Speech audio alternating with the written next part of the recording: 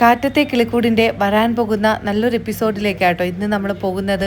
അങ്ങനെ മറ്റു ജോലികളൊന്നും കിട്ടാതായപ്പോൾ വല്ലാത്തൊരു വിഷമത്തിലിരിക്കുകയാണ് നിധി. അങ്ങനെ ഇരിക്കുകയാണ് നിധിയുടെ ഒരു ഫ്രണ്ട് നിധിയെ വിളിക്കുന്നത്. നിധി, നീ ഇത്രയും പഠിച്ചില്ലേ, ഇനി നിനക്ക് എന്തെങ്കിലുമൊക്കെ ജോലി വാങ്ങിക്കൂടെ നിധി? അപ്പോൾ നിധി പറയുന്നുണ്ട്, എന്ത് ചെയ്യാനാ, എവിടെ പോയിരുന്നാലും അച്ഛനോ അച്ഛൻ്റെ സുഹൃത്തുക്കളോ ആരെങ്കിലുമൊക്കെ ഉണ്ടാവും. അവർ കാരണം എനിക്ക് ജോലി കിട്ടുന്നുമില്ല, ഞാൻ വല്ലാത്തൊരു വിഷമത്തിലാണ്. അപ്പോൾ അവർ പറയുന്നുണ്ട്, നിധി നമുക്ക് എല്ലാവർക്കും ചേർന്ന് ഒരു ബിസിനസ് തുടങ്ങിയാലോ? നീയാണെങ്കിൽ മിടുക്കിയായിരുന്നില്ലേ അന്ന് പഠിക്കാൻ, നിനക്കാണെങ്കിൽ അതിനുള്ള സാമർഥ്യവും ഉണ്ടായിരുന്നു.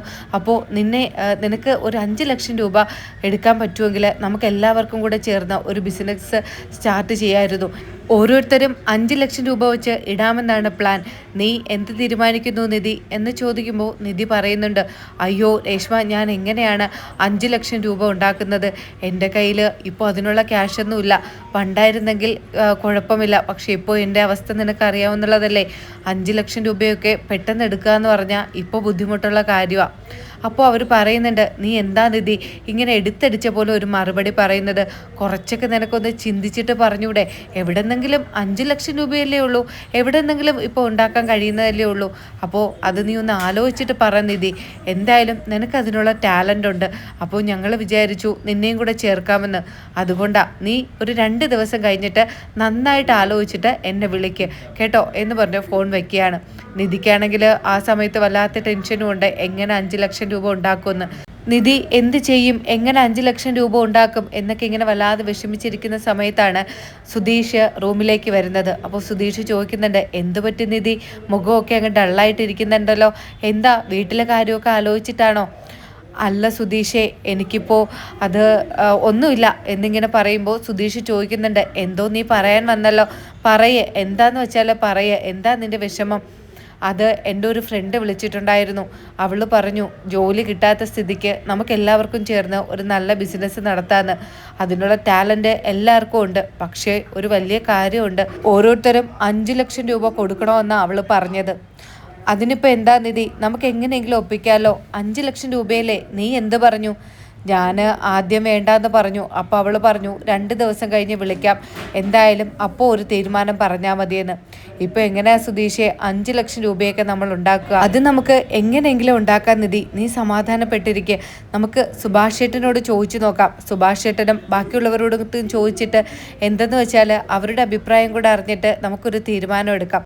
സുഭാഷ് ചേട്ടനൊക്കെ അറിഞ്ഞു കഴിഞ്ഞാൽ എവിടെ കൂടെയെങ്കിലും ചേട്ടൻ പൈസ ഉണ്ടാക്കി തരും. നീ അതൊന്നും ആലോചിച്ചിട്ട് ടെൻഷൻ അടിക്കണ്ട. അങ്ങനെ അവർ ചേർന്നിട്ട് സുഭാഷിനോട് ഈ കാര്യം പറയുന്നുണ്ട്. അപ്പോൾ സുഭാഷ് പറയുന്നുണ്ട്, മോള് ടെൻഷൻ അടിക്കണ്ട, നമുക്ക് എന്തെങ്കിലും ഒരു മാർഗം കണ്ടുപിടിക്കാം. നമുക്ക് വീട്ടിൻ്റെ പ്രമാണം ലോണിൽ വെച്ചാലോ, അങ്ങനെ കുറച്ച് പൈസ കിട്ടില്ലേ എന്നിങ്ങനെ സുഭാഷ് പറയുമ്പോൾ ബാക്കി എല്ലാവരും അതിന് സമ്മതം കൊള്ളുന്നുണ്ട്. ശരിയാ സുഭാഷ് ചേട്ടാ, സുഭാഷ് ചേട്ടൻ പറഞ്ഞതുപോലെ നമ്മുടെ കയ്യിൽ വേറെ പൈസ ഒന്നുമില്ല. നമ്മളാണെങ്കിൽ എന്ത് പൈസ കിട്ടിയാലും അതപ്പോൾ ചിലവഴിക്കും, അല്ലാതെ നമുക്ക് കൂട്ടി വച്ചിരിക്കണം, എന്തെങ്കിലും ഒരു കാര്യം ഉണ്ടാക്കണം, അങ്ങനെ ഒരു ചിന്തയൊന്നും ഇല്ലല്ലോ. അപ്പോൾ എന്തായാലും നമ്മുടെ വീട് പണയത്തിലാക്കാം. അപ്പോൾ നിധിയും പറയുന്നുണ്ട്, അയ്യോ വേണ്ട, ഈ വീട് പണയം വെച്ചിട്ട് ഇപ്പോൾ നമുക്ക് 5 ലക്ഷം രൂപയൊക്കെ എടുത്താൽ എങ്ങനെ നമ്മൾ തിരിച്ചടയ്ക്കും, അതൊക്കെ വലിയ റിസ്ക് അല്ലേ എന്ന് പറയുമ്പോൾ നികേഷും സുഭാഷും ഒക്കെ കൂടി പറയുന്നുണ്ട്, അയ്യോ ഏട്ടത്തിയമ്മ ടെൻഷൻ അടിക്കണ്ട, അത് നമുക്ക് എങ്ങനെയെങ്കിലുമൊക്കെ അടയ്ക്കാവുന്നുള്ളതല്ലേ ഉള്ളൂ. ഇവിടെ 4 ആണുങ്ങളില്ലേ, ജോലിക്ക് പോയി കൊണ്ടുവന്നാലും ഒരു മാസം അതിൽ നിന്നുള്ള വിഹിതം കൊണ്ട് നമുക്ക് ലോൺ അടിച്ച് ക്ലോസ് ആക്കുന്നതല്ലേ ഉള്ളൂ. അതും അല്ലെങ്കിൽ ഏട്ടത്തിയമ്മ വലിയൊരു ബിസിനസ്സുകാരിയാവുമ്പോൾ ആ പൈസ അങ്ങ് തിരിച്ചടച്ച് നമ്മുടെ പ്രമാണം തിരിച്ചെടുത്താൽ മതിയല്ലോ. അതൊന്നും ആലോചിച്ച് ടെൻഷൻ അടിക്കണ്ട. അങ്ങനെ എല്ലാവരും കൂടെ ചേർന്ന് വീടിൻ്റെ പ്രമാണം ലോണിലാക്കാം എന്ന് തീരുമാനിക്കുകയാണ്. അത് ഭാസ്കറിനോട് കൂടി വന്ന് ചോദിക്കുന്നുണ്ട്, അച്ഛാ. അപ്പോൾ ഭാസ്കരൻ ചോദിക്കുകയാണ്, എന്താ എല്ലാവരും ഉണ്ടല്ലോ, എന്താ കാര്യം? അത് അച്ഛൻ്റെ സമ്മതം കൂടെ വേണം. ഏട്ടത്തിയമ്മയ്ക്ക് ഒരു ബിസിനസ് തുടങ്ങാനാ 5 ലക്ഷം രൂപ വേണം. അപ്പോൾ നമ്മുടെ കയ്യിലിപ്പോൾ അതിനുള്ള പൈസയൊന്നും ഇല്ലല്ലോ അച്ഛാ. അപ്പോൾ ഭാസ്കരനും പറയുന്നുണ്ട്, അയ്യോ മോളെ, ഇപ്പോൾ എല്ലാവരുടെ കയ്യിലുള്ള പൈസ നോക്കിയാലും 5 ലക്ഷം രൂപയൊക്കെ ഒരുപാട് വലുതല്ലേ, നമ്മുടെ കയ്യിൽ അതൊന്നും ഇല്ല മോളെ. അന്നുള്ള ചിലവ് നടത്താനുള്ള പൈസ നമ്മൾ ഉണ്ടാക്കും, അതങ്ങ് ചിലവ് ചെയ്ത് തീർക്കുകയും ചെയ്യും, അല്ലാതെ ഇത്രയും വലിയ തുകയൊന്നും നമ്മൾ ആരും ഇങ്ങനെ കൂട്ടി വച്ചിട്ടില്ല മോളെ. ഇപ്പോൾ എന്ത് ചെയ്യാനാ പ്ലാന്? അപ്പോൾ നിധി പറയുന്നുണ്ട്, അയ്യോ അച്ഛാ, ഞാൻ നിങ്ങളുടെ കയ്യിലുള്ള പൈസ അങ്ങനെ വേണമെന്നൊന്നും പറഞ്ഞതല്ല. ഞാൻ ആദ്യമേ അവരോട് പറഞ്ഞു പറ്റില്ല എന്ന്, എൻ്റെ കയ്യിലില്ല എന്ന്. പക്ഷേ സുധീഷ പറഞ്ഞത് നമുക്ക് എങ്ങനെയെങ്കിലും വഴിയുണ്ടാക്കാമെന്ന്. അപ്പോൾ ഇവർ തീരുമാനിച്ചത് വീടിൻ്റെ പ്രമാണം പണയം വെക്കാമെന്നാ.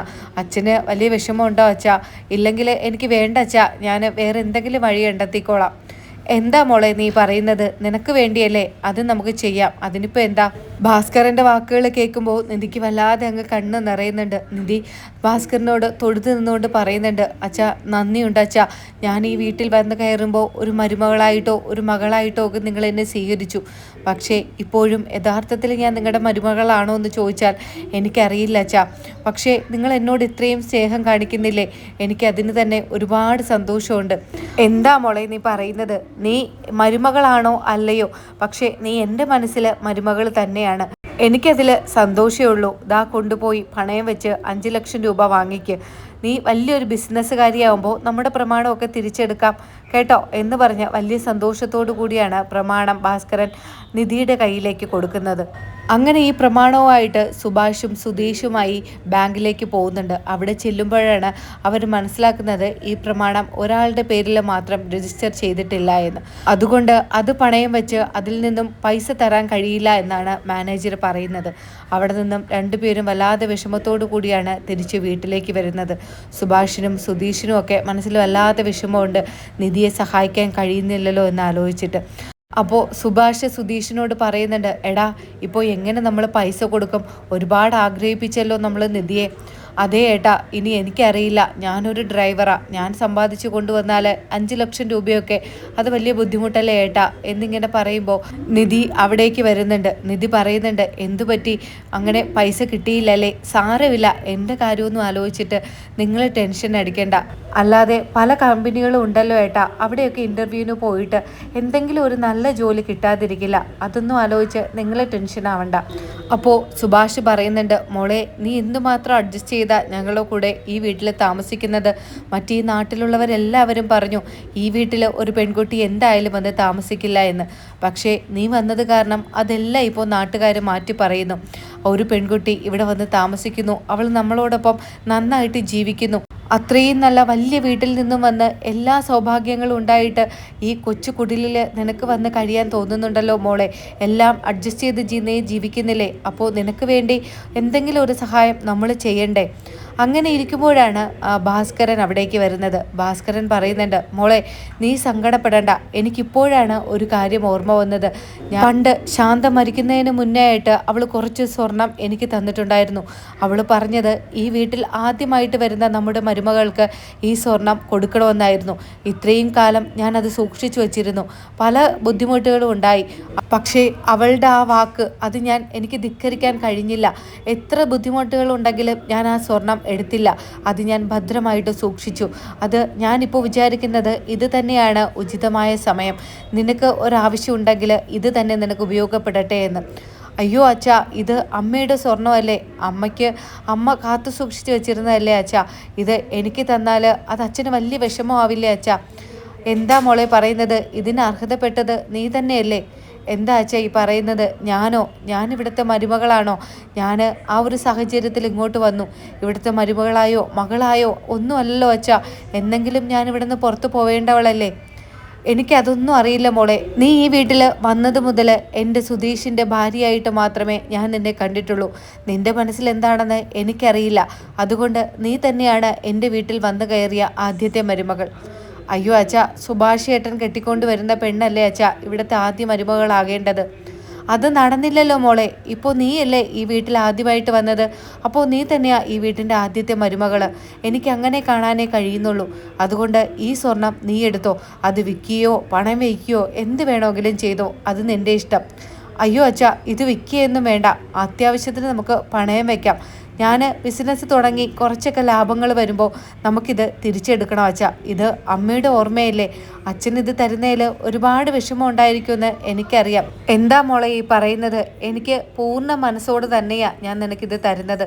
ഇതിന് അർഹതപ്പെട്ടവൾ നീ തന്നെയാ മോളെ. അതുകൊണ്ട് എനിക്കൊരു വിഷമവും ഇല്ലാന്നേ. അങ്ങനെ അവരുടെ സംസാരത്തിനിടയിൽ അവിടേക്ക് സുഭാഷും സുധീഷും ഒക്കെ വരുന്നുണ്ട്. സുധീഷ് പറയുന്നുണ്ട്, ഓ എൻ്റെ അച്ഛൻ അടിപൊളിയാണല്ലോ, അച്ഛൻ്റെ കയ്യിൽ ഇത്രയും സാധനങ്ങൾ ഉണ്ടായിരുന്നു അച്ഛാ, അത് പൊന്ന് ഇത്രയും അച്ഛൻ എങ്ങനെ ഇത്രയും നാൾ സൂക്ഷിച്ചു വെച്ചിരുന്നു, എനിക്ക് അതിശയമാവുന്നു, കൊള്ളാലോ എന്ന് പറയുമ്പോൾ ഭാസ്കരൻ പറയുന്നുണ്ട്, നീയല്ലേ മോന്, നിന്നെ ഞാൻ കാണിച്ചു കഴിഞ്ഞാൽ എനിക്കറിയാം ഇതിവിടെ കാണില്ല എന്നുള്ള കാര്യം, അതുകൊണ്ടാണ് ഇത്രയും നാൾ ഞാൻ ഭദ്രമായിട്ട് സൂക്ഷിച്ചു വെച്ചിരുന്നത്. ശാന്തി മരിക്കുമ്പോൾ എന്നോട് പറഞ്ഞിട്ടുണ്ടായിരുന്നു ഈ വീട്ടിൽ വരുന്ന മരുമകൾക്ക് എൻ്റെ ഈ സ്വർണം കൊടുക്കണമെന്ന്. അതാ ഞാൻ ഇത്രയും നാൾ എന്ത് ബുദ്ധിമുട്ടുണ്ടായിട്ടും ഈ സ്വർണം എടുക്കാതെ ഞാൻ സൂക്ഷിച്ചു വെച്ചിരുന്നത്. ഭാസ്കരൻ ഇതൊക്കെ പറയുമ്പോൾ സുഭാഷിൻ്റെ കണ്ണ് നിറഞ്ഞ് ഭാസ്കരനെ കെട്ടിപ്പിടിക്കുന്നുണ്ട്. അച്ഛൻ ഇത്രയും നാളും ഇത് സൂക്ഷിച്ചു വച്ചിരുന്നല്ലോ, നല്ല കാര്യം എന്നൊക്കെ പറഞ്ഞ് കെട്ടിപ്പിടിച്ച് കരയുന്നുണ്ട്. അപ്പോൾ ഭാസ്കരൻ പറയാണ്, എന്താടാ ഇത് നിൻ്റെ അമ്മയുടെ സ്വർണ്ണവാ, അത് ഞാൻ എങ്ങനെയാടാ എടുത്ത് മറ്റു കാര്യങ്ങൾക്ക് ചിലവഴിക്കേണ്ടത്, ഇപ്പോൾ അത് ആരുടെ കൈകളിലാണോ എത്തേണ്ടത് അവരുടെ കൈകളിൽ തന്നെ എത്തി, എനിക്കതിൽ സന്തോഷമേ ഉള്ളൂ, നിൻ്റെ അമ്മയും അവിടെ ഇരുന്ന് ഇത് കണ്ട് സന്തോഷിക്കുന്നുണ്ടായിരിക്കും. അങ്ങനെ ആ സ്വർണങ്ങളെല്ലാം പണയപ്പെടുത്തി നിധി അവരുമായി ചേർന്ന് ബിസിനസ് തുടങ്ങുകയാണ്. നിധിയാണ് ആ കമ്പനിയുടെ മാനേജർ. അവർ പറയുന്നുണ്ട്, നിധി നീ തന്നെ മാനേജറായാൽ മതി, നിനക്ക് അതിനുള്ള കഴിവുണ്ട് നിധി, നീ അന്ന് കോളേജിൽ പഠിക്കുന്ന സമയത്തും നിനക്ക് എത്ര നല്ല ജോലികൾ വന്നിരുന്നതാ, അന്ന് നിൻ്റെ അച്ഛനല്ലേ അതിന് പോകാൻ സമ്മതിക്കാതിരുന്നത്, ഇപ്പോൾ നിൻ്റെ ടാലൻ്റ് എല്ലാം പുറത്തിറക്കണം നീ എന്ന് പറയുമ്പോൾ നിധിക്കും വലിയ സന്തോഷമാവുകയാണ്. നിധിയും വിചാരിക്കുന്നുണ്ട്, എൻ്റെ അച്ഛനും അമ്മയും മനസ്സിലാക്കിയില്ല, അന്നത്തെ എൻ്റെ സ്വപ്നങ്ങൾ അതാരും കണ്ടില്ല, പക്ഷേ ഇന്ന് എൻ്റെ ആഗ്രഹങ്ങളും സ്വപ്നങ്ങളും ഒക്കെ സാധിച്ചു തരാൻ ഒരുപാട് പേരുണ്ട്. അങ്ങനെ ആ ബിസിനസ് വളർന്ന് വലുതായി വലിയൊരു മുതലാളിയായി മാറുകയാണ് നിധി. അങ്ങനെ അവൾ ഓഫീസിലിരിക്കുമ്പോൾ ഒരു ദിവസം അവളെ ഏട്ടത്തിയമ്മയെ വിളിക്കുന്നുണ്ട്. ഏട്ടത്തിയമ്മേ സുഖമാണോ, എന്തുണ്ട് വിശേഷം, എൻ്റെ വിശേഷങ്ങൾ ഏട്ടത്തിയമ്മ അറിഞ്ഞോ എന്ന് ചോദിക്കുമ്പോൾ സാന്ദ്ര പറയുന്നുണ്ട്, എന്താ മോളെ, എന്താ ഇത്ര വലിയ സന്തോഷം, പറയ് എന്താ പറ്റിയത് എന്ന് പറയുമ്പോൾ നിധി പറയാണ്, ഏട്ടത്തി എനിക്കൊരു ബിസിനസ് തുടങ്ങി, ഞാൻ ആ ബിസിനസ്സിൻ്റെ ഓണർ, എനിക്ക് ഒരുപാട് സന്തോഷമായി ഏട്ടത്തിയമ്മേ, അന്ന് എന്നെ ആ വീട്ടിൽ നിന്ന് ഇറക്കി വിട്ടപ്പോൾ ഞാൻ ഒരുപാടങ്ങ് സങ്കടപ്പെട്ടു, പക്ഷേ ഇന്ന് എന്നെ കൂടെ നിൽക്കാൻ ഒത്തിരി പേരുണ്ട്. അന്ന് എൻ്റെ ഡാഡിയും മമ്മിയും ഒന്നും ഞാൻ പറയുന്ന വാക്കുകൾ അവർ കേട്ടില്ല. ഞാൻ ഒത്തിരി തവണ അവരോട് കാല് പിടിച്ച് അപേക്ഷിച്ചു, എൻ്റെ കല്യാണം നടത്തരുത്, എനിക്ക് പഠിക്കണം, എനിക്ക് നല്ലൊരു ജോലി വാങ്ങണം എന്നൊക്കെ, പക്ഷേ അവരാരും അതിന് സമ്മതിച്ചില്ല. അയാളുടെ ഒപ്പം, ആ ഒരു ഭ്രാന്തനോടൊപ്പം എന്നെ കല്യാണം കഴിച്ച് വിടാനായിരുന്നു എൻ്റെ ഡാഡിയുടെ ധൃതി. പക്ഷേ ഇന്ന് ഞാൻ ആ ഒരു തീരുമാനം എടുത്തതുകൊണ്ട് എനിക്കൊരുപാട് അഭിമാനം തോന്നുന്നു.